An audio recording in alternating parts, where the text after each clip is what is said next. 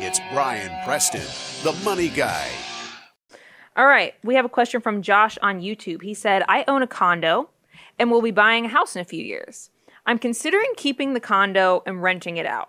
What are some factors in deciding whether to rent the condo or whether to invest that money instead? Yeah, I mean, and especially if he found us on YouTube, there's so many passive income YouTube shows talking about how great it is to do rental property, and it can be great. I mean, to some degree, it's just as long as you do it at the right time and place, and you have a big enough safety net underneath you to make it through all the ups and downs of the situation.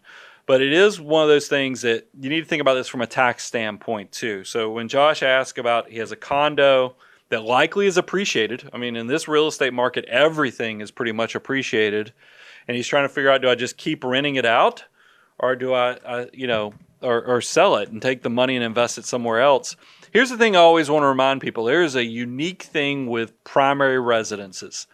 As long as you live in a house 2 of the last 5 years, and it's your primary residence, if you're a single individual, there's $250,000 of capital gains that will be excluded from taxation. If you're a married couple, it's $500,000. And that's an incredible benefit. So whenever you turn a primary residence into a rental, the day you make that decision, you have a clock ticking in the background that within the next 2 to 3 years, you have to decide, am I going to sell this thing and take that tax-free gain? So, because if you hold it longer than 3 years, it's no longer a tax-free gain for you. So that's a very valuable benefit that you'll need to take into account, and don't just throw it away because you get excited about passive income or becoming a landlord. That's something I like to give numbers to that so you can think about it. And then also ask yourself, how involved will I be as a landlord? Everybody who I have as a client and everybody I know personally that's super successful in real estate, it's not passive income. They're all very involved in a good way with their rental portfolios, meaning that because they're making sure that people aren't changing their engines out in the middle of the living room, that they're not ripping the doors off of the cabinets. Do you know that from personal experience, Brian? Yeah, that's why I give those, because what's funny, yeah. I told this story because I had a client down in Georgia that had a lot of rental properties, and he was like, you wouldn't believe when these tenants leave.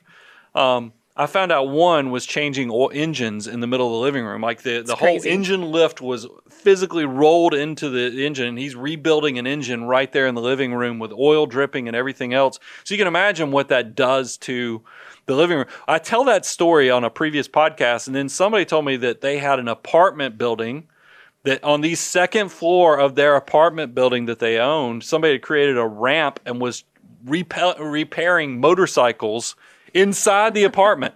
I kid you not. Yeah. So I'm not the only one that has these experience shares of dealing with clients. So and there's nothing wrong with being a rental landlord.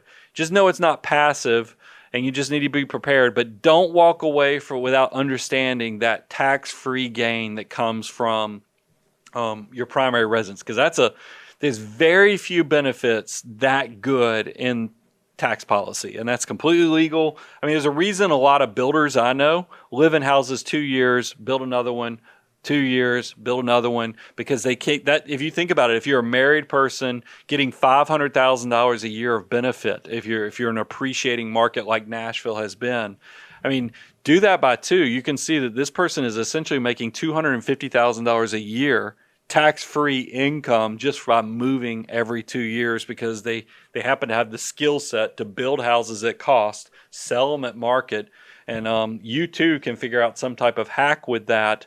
But don't walk away and turn something into a rental property and without at least checking the box that you looked into that tax-free gain opportunity.